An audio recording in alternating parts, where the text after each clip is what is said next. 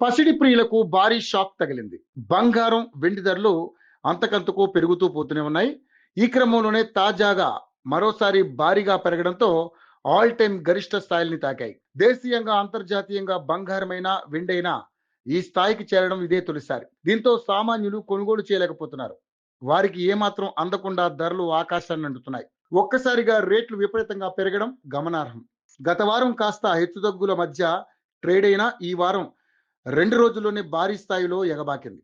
ఇక్కడ gold, silver రేట్లు పెరిగేందుకు ఎన్నో అంశాలు దోహదం చేస్తున్నాయి.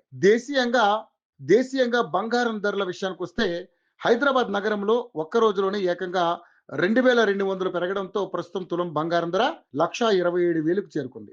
దీనికి ముందటి రోజు 1800 పెరిగింది. ఇంకా 24 క్యారెట్ల మేలిం బంగారం ధర 2400 పెరగ్గా 10 గ్రాములకు 1,38,550 రూపాయలకు చేరుకుంది. కిందటి రోజు ఇది 1970కి ఎగబాకింది. ఇక సిల్వర్ రేటు చూస్తే ఒక్క రోజులోనే 3000 పెరగ్గా ఇక కేజీ సిల్వర్ రేటు హైదరాబాద్ నగరంలో 2,34,000 వద్దకు చేరుకుంది.